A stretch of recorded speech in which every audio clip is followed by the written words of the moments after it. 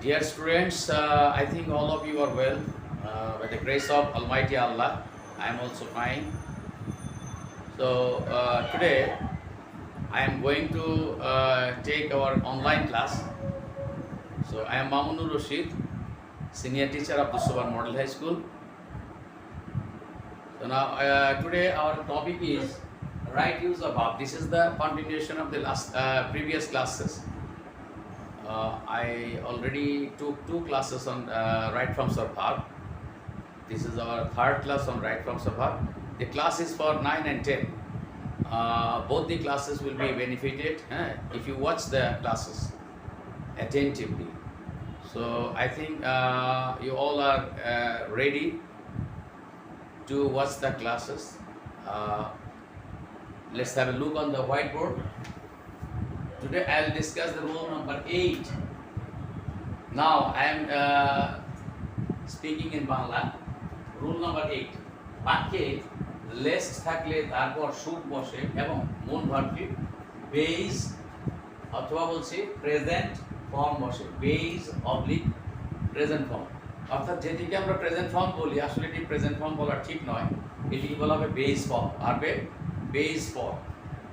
তো দেখো তাহলে আমরা কি বললাম যে বাক্যে যদি লেস থাকে তাহলে তারপরে শুড বসে। দেখো এখানে একটা উদাহরণ দেখো, লেটস ওয়াক ফাস্ট। তোমরা এই উদাহরণটির দিকে লক্ষ্য করো। লেটস মানে let us walk fast, let's we should dash the bus.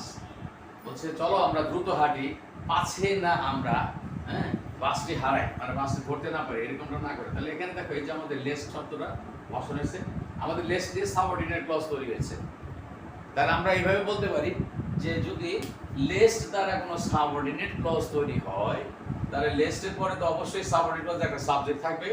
এখানে প্রথম যে ক্লজটি আছে সেটা প্রিন্সিপাল ক্লজ। এই ক্লজে খেয়াল করো লেটস মানে লেট আস, তাহলে এখানে তাহলে উই আসবে, পরবর্তী ক্লজে হবে উই। কারণ লেট ভার্বের পরে আমরা জানি ভার্বের কি সাবজেক্টের অবজেক্টিভ রূপ বসে, সেজন্য উই না হয়ে আস হবে, লেট উই হবে না, লেট আস। ঠিক আছে, ওয়াক ফাস্ট। এখন এই যে লেস বসানো, লেস থেকে আমাদের সাবঅর্ডিনেট ক্লজ শুরু। এই সাবঅর্ডিনেট ক্লজের সাবজেক্ট এখানে আছে উই, এবং বলছি যে লেস থাকলে এই বাক্যে সাবজেক্ট উই বা ইউ যাই থাকুক না কেন অবশ্যই শুড বসবে। লেস থাকলে অবশ্যই শুড বসবে। আর যখনই শুড বসবে তখন মনে রাখতে হবে যে শুড হলো একটা মোডাল ভাব। শুড যেহেতু একটা মোডাল ভাব, মোডাল ভার্বের পরে সাধারণ নিয়ম হচ্ছে মোডাল ভার্বের পরে ভার্বের প্রেজেন্ট বা বেস ফর্ম বসে। এটি হলো ব্যাখ্যা। তাহলে রুলসটি হলো এরকম যে লেস থাকলে লেসের পরে শুড বসবে এবং শুডের পরে যে ভার্বটি বসবে সেটি প্রেজেন্ট বা বেস ফর্ম বসে। এখন আমরা এই সেন্টেন্সটি পূরণ করি। তাহলে আমরা দেখো মূল ভার্বের কি হবে, এখানে লিখছি কি, এবং মূল ভার্বটির বেস বা প্রেজেন্ট ফর্ম অর্থাৎ শূন্য স্থানে যে মূল ভার্বটা হবে সেটা প্রেজেন্ট বা বেস ফর্ম হবে। তাহলে এখন লক্ষ্য করো, তাহলে আমরা এখানে লিখি let's we should dash the bus. তাহলে আমরা মিস লিখি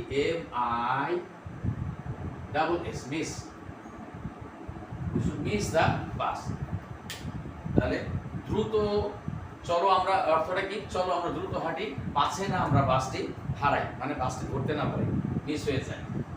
নেক্সট সেন্টেন্স দেখো, এটি একটি ইম্পারেটিভ পার্ট। এই সেন্টেন্সটা কি imperative part, read attentively, come here, go there. Verb দিয়ে যদি কোনো বাক্য শুরু হয় তাহলে বুঝতে হবে সেটা হলো ইম্পারেটিভ সেন্টেন্স এবং সেকেন্ড পারসনে ইউ উজ্জ আছে। এখানে ইউ উজ্জ আছে, আন্ডারস্টুড। কেমন, কাম হিয়ার, গো দেয়ার, আমরা বলি না এরকম, সেরকম। তাহলে দেখো রিড অ্যাটেন্টিভলি, তার মানে কি সেকেন্ড পারসনকে বলছে কেউ একজন যে মনোযোগ দিয়ে পড়ো, এই জন্যে lest you should dash in the exam. পাশে না তুমি পরীক্ষা অকৃতকার্য হও। তাহলে দেখো রিড অ্যাটেন্টিভলি লেস্ট আমাদের আছে এখানে, এই যে আমাদের লেস্ট ভার্বটি আছে, সরি সাবঅর্ডিনেট কনজাংশনটি আছে লেস্ট। এই লিস্টের পরে কি হয়েছে, শুড আসছে। এখানে যেহেতু ইম্পারেটিভ সেন্টেন্সের সেকেন্ড পারসন ইউ উজ্জ আছে, এই লিস্টের পরে আবার কি ইউটা আবার বসলো, এই জায়গায় ইউ বসলো সেকেন্ড পারসন। এই এরপরে কি হয়েছে দেখো, এখানে শুড বসেছে, এখানে শুড বসেছিল সাবজেক্টের পরে, এখানে সাবজেক্ট ইউ এর পরে শুড বসেছে। এটা আমাদের খেয়াল করতে হবে।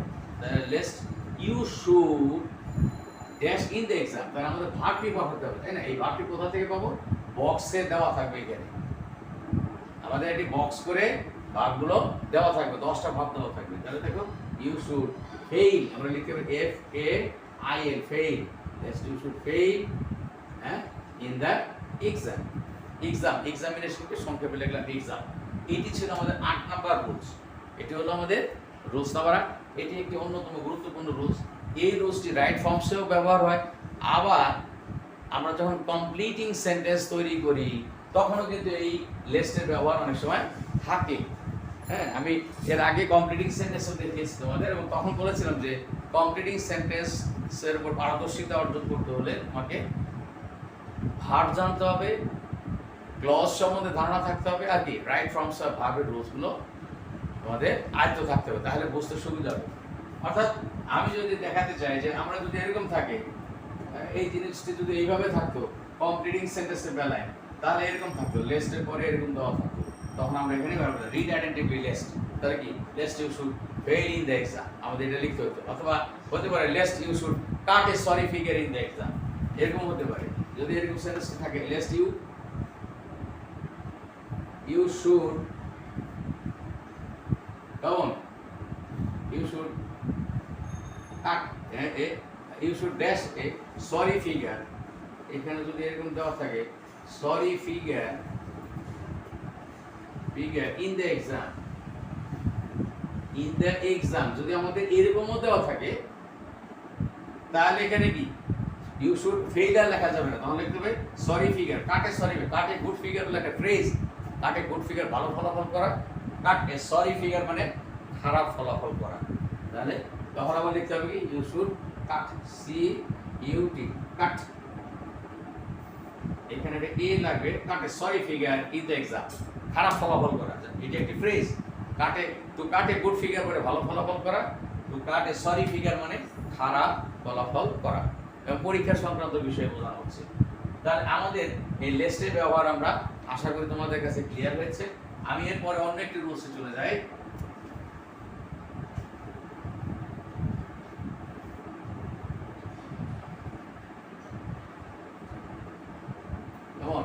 এখন আমরা অন্য একটি রুলসে চলে যাব। এটি দেখা হলো ধরো তোমাদের রুল, এটি রুলের নাম্বার দিব 9।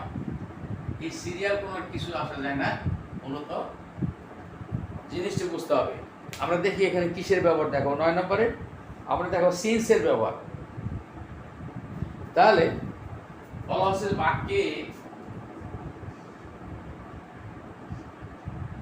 বাক্যে সিন্স থাকলে, অর্থাৎ সিন্সের ব্যবহার যদি থাকে, সিন্স থাকলে কেমন থাকলে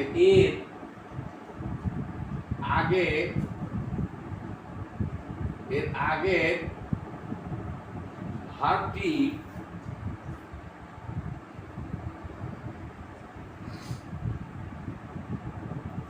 প্রেজেন্ট ফর্ম এ থাকলে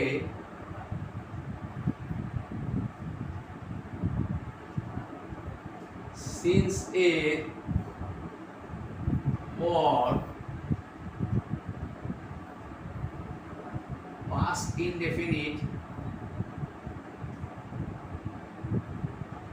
indefinite টেন্সের ভার্ব বসে।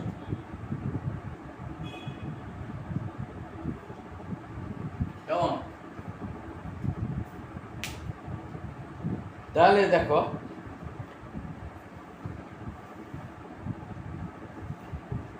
সিন্সের কি লিখলাম, বাক্যে সিন্স থাকলে, সিন্সের আগে ভার্বটি যদি প্রেজেন্ট ফর্মে হয় তাহলে সিন্সের পরে ভার্বটি কি হবে পাস্ট ইনডিফিনিট। আমি যদি একটা ডায়াগ্রাম এঁকে দেখাই তাহলে দেখো সিন্স, এখানে লিখলাম সিন্স,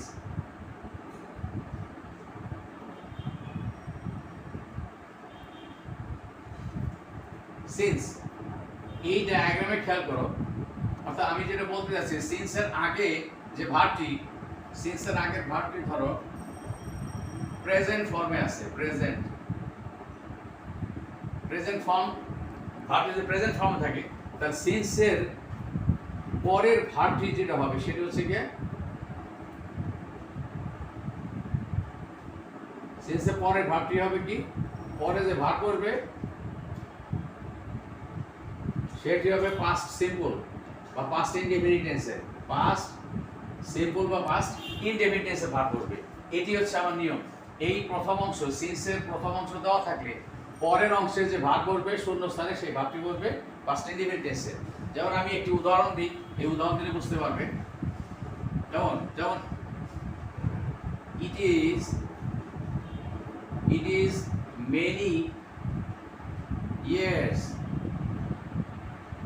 many years since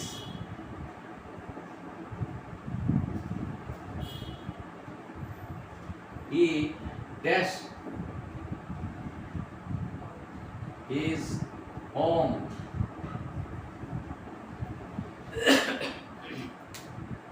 তাহলে দেখো ইট ইজ মেনি ইয়ার্স লিখলাম। তাহলে আমাদের এই যে সিন্স এখানে আছে, এখানে আমাদের সিন্স আছে, সিন্সের আগে ভার্বটি আছে ইজ, তাহলে এটা প্রেজেন্ট ফর্মের verb. Is to be verb হলো এটি কি প্রেজেন্ট ফর্মের ভার্ব। তাহলে দেখো সিন্সের আগে প্রেজেন্ট ফর্মের ভার্ব আছে, তাহলে এখানে কি সিন্সের পরে যে ভার্ব করবে সেটি অবশ্যই কি পাস্ট ইনডেফিনিট টেন্স হবে।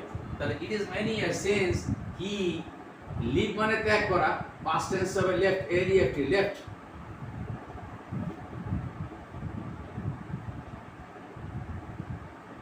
কেমন, since he left his home, সে তার গৃহ ত্যাগ করেছে অনেক বছর হলো। এটি প্রেজেন্ট টেন্স আছে, প্রেজেন্ট ফর্ম লিখছি, তার প্রেজেন্ট টেন্সের ফর্মটা প্রেজেন্ট ইনডিফিনিট হতে পারে, প্রেজেন্ট পারফেক্ট টেন্স হতে পারে। এটা সাধারণ প্রেজেন্ট পারফেক্ট টেন্সও থাকে। যেমন ধরো লেখা হলো একটা সেন্টেন্সে 5 years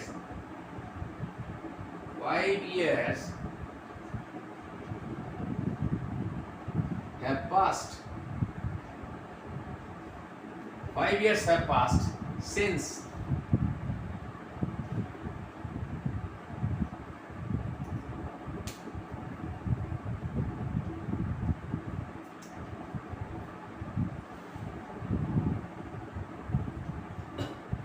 five years have passed। এখানে দেখো প্রেজেন্ট পারফেক্ট টেন্স আছে, এখানে প্রেজেন্ট টেন্সে প্রেজেন্ট ফর্ম করছে বলতে বোঝাচ্ছি প্রেজেন্ট টেন্সে যে কোনো ফর্মই থাকুক না কেন, সিন্সের আগে যে কোনো ফর্মই থাকুক না কেন, পরের যে ভার্বটি হবে সেটি হবে পাস্ট ইনডিফিনিট টেন্স। এটা সেটাই বোঝানো হচ্ছে। 5 years have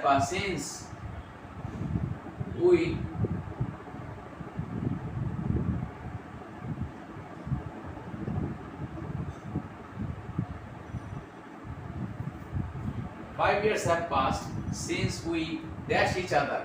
মিট মানে সাক্ষাৎ করা, এখানে পাস্ট টেন্সের ভার্ব হলো পাস্ট ইনডিফিনিট ধরে MET মেট।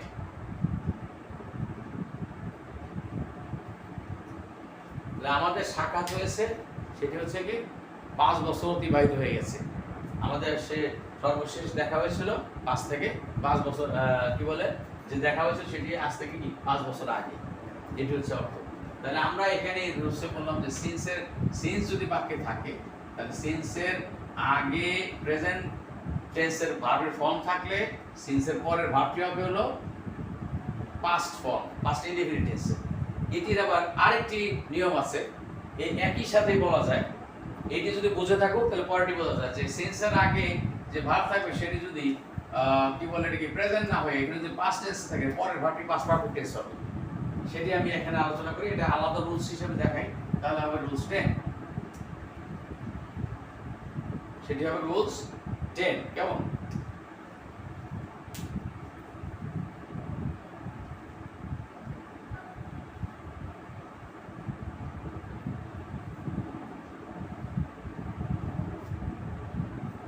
অর্থাৎ বাক্যে যদি আর কি সিন্সের আগে বাক্যে আমি সংক্ষেপে লিখি, বাক্যে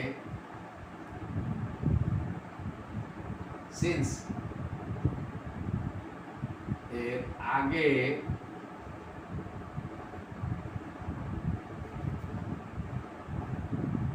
ভার্বটি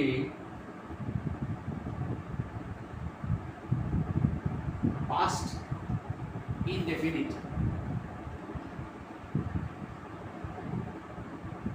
পাস্ট ইনডেফিনিট।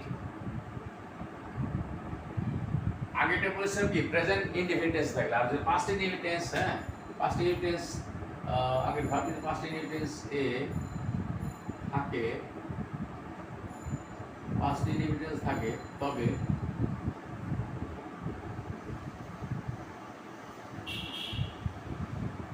পরের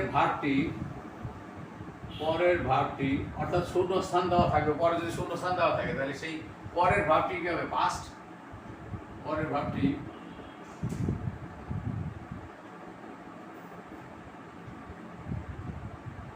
পাস্ট পারফেক্ট টেন্স হয়। এটি হচ্ছে নিয়ম। আমি যদি এটারও একটা ডায়াগ্রাম দেখাই তাহলে দেখো,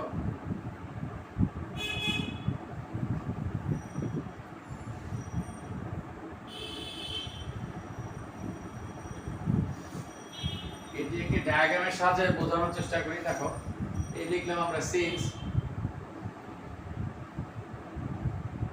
লিখলাম, ধরে নিয়ে একটা বক্সের মধ্যে দিলাম। সিন্সের আগে কি বলছি? সিন্সের আগে ভার্বটি পাস্ট ইনডিফিনিট, তাহলে ভার্ব পাস্ট ইনডিফিনিট, পাস্ট সংক্ষেপে লিখলাম পাস্ট ইনডিফিনিট। কেমন? ইন লিখলাম পাস্ট ইনডিফিনিট। এই ভার্বটি যদি পাস্ট ইনডিফিনিট হয় তাহলে সিন্সের পরে যে ভার্ব হবে সেটা হবে কি? Past perfect tense.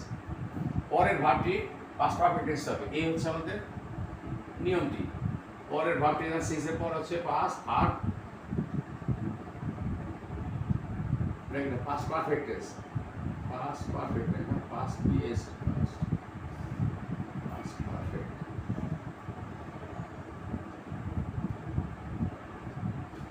পরের ভার্বটি করবে হবে হলো পাস্ট পারফেক্ট টেন্স। এইটি হচ্ছে আমাদের নিয়ম। পাস্ট পারফেক্ট টেন্স মানে কি? তোমাকে বুঝতে হবে আগে যে রাইট ফর্মস অফ ভার্ব করতে গেলে তোমার পূর্ব জ্ঞান বা ব্যাকগ্রাউন্ড নলেজ থাকতে হবে কিসে? টেন্সে। পাস্ট পারফেক্ট টেন্স মানে সাবজেক্ট যাই থাকুক তারপরে হেড বসবে এবং মূল ভার্বের কি? পাস্ট পার্টিসিপল হবে। পাস্ট পারফেক্ট টেন্স মানে কি হবে? সাবজেক্টের পরে বসবে হেড বসবে, হেড প্লাস ভি, ভার্ব থাকবে হলো পাস্ট পার্টিসিপল। ভার্বের কি হবে? পাস্ট, তাহলে পাস্ট পার্টিসিপল হবে, পাস্ট পার্টিসিপল হবে।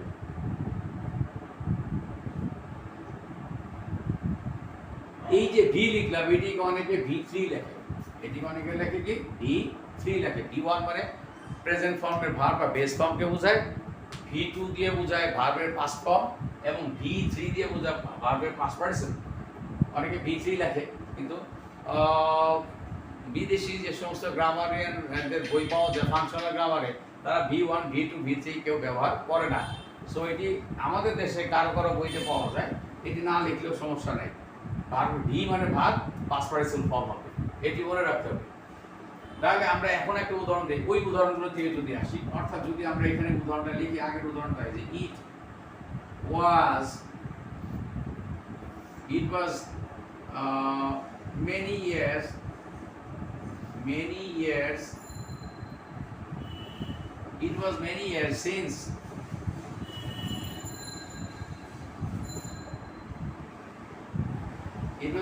since ওই উদাহরণটা দেই, he dash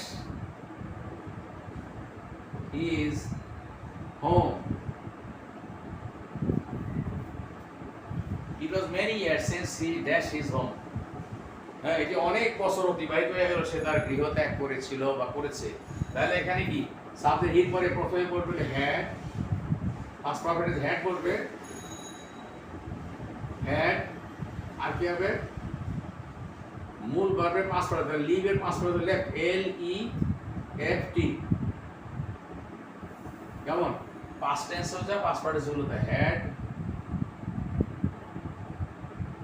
had left।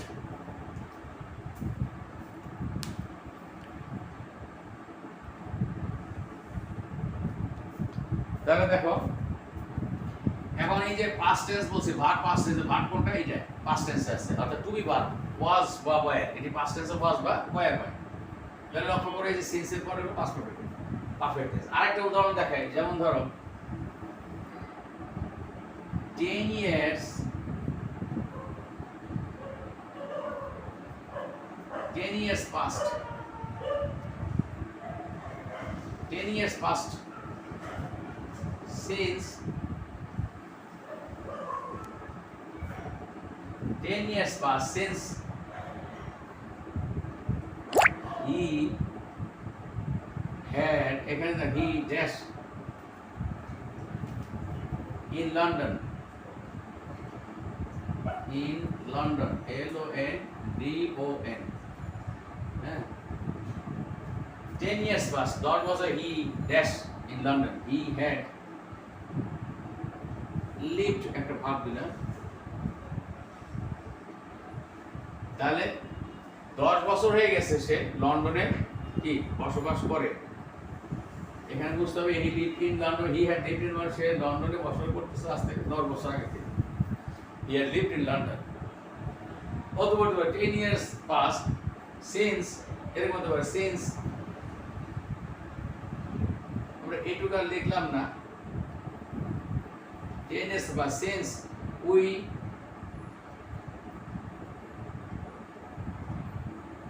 Negative sentence দিতে চাই we dash each other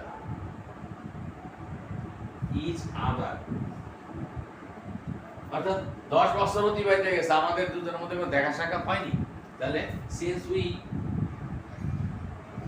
had not met met since we had not met each other 10 বছর অতিবাহিত হয়ে গেল আমাদের মধ্যে দেখা সাক্ষাৎ হয়নি since very নেগেটিভ দেখা না since we had not met each other had not met নেগেটিভের জন্য নট বসিয়েছি পাস্ট পারফেক্ট টেন্সের জন্য had এবং মূল ভার্বে meet এর পাস্ট পার্টিসিপল হলো met met একটাই হবে তাহলে আমরা আজকে মোটামুটি এর আগে প্রথম দেখলাম হলো লেসের ব্যবহার তারপরে সিন্সের দুইটা ব্যবহার দেখলাম রুল 9 এ আলোচনা করেছিলাম যে সিন্সের আগে যদি প্রেজেন্ট টেন্সের কোনো ভার্ব থাকে তাহলে সিন্সের পরে হবে কি পাস্ট কি বলে ইনডেফিনিট টেন্স আর এখন বলছি যে বাকি সিন্সের থাকবে সিন্সের আগের ভার্বটি পাস্ট ইনডেফিনিট টেন্সে থাকে তবে পরের ভার্বটি কি হবে পাস্ট পারফেক্ট টেন্স হবে এই রুলসগুলো কমপ্লিটিং সেন্টেন্সের জন্য গুরুত্বপূর্ণ এবং আমাদের রাইট ফর্মস অফ ভার্বের জন্য এগুলি গুরুত্বপূর্ণ কেমন তো এইরকম আমি 24-25টা রুলস তোমাদের সামনে আলোচনা করব যদিও অন্যান্য বইতে আরও বেশি দেওয়া আছে কেমন এই কয়েকটি রুলস যদি তোমরা ভালো করে আয়ত্ত নিতে পারো আমার মনে হয় যে 90 to 95% তোমরা ওভারকাম করতে পারো পরীক্ষায় আর এর বাইরে যেটা আছে সেগুলো কি কন্ডিশনাল সেন্টেন্সের রুলস যেগুলো কোনো কোনো বইতে রাইট ফর্মস অফ ভার্বের মধ্যেও দেখানো হয় যেহেতু এটি কন্ডিশনাল সেন্টেন্সের মধ্যে পড়ে সেই জন্য সেই তিনটা রুলস আমি এখানে আলোচনা করবো না একটা হলো ফার্স্ট কন্ডিশন সেকেন্ড কন্ডিশন আর একটা হলো থার্ড কন্ডিশন তো সবাই ভালো থেকো সুস্থ থেকো প্যান্ডেমিক সিচুয়েশনে অপ্রয়োজনে বাইরে যেও না মাস্ক ব্যবহার করবে নেহায় বাইরে যাওয়ার প্রয়োজন পড়বে অবশ্যই এবং ঘন ঘন কি স্যানিটাইজার ব্যবহার করবে হাতে অথবা কি সাবান পানি দিয়ে 20 সেকেন্ডের বেশি সময় ধরে হাত ভালো করে ধুবে তো সবাইকে শুভেচ্ছা আল্লাহ হাফেজ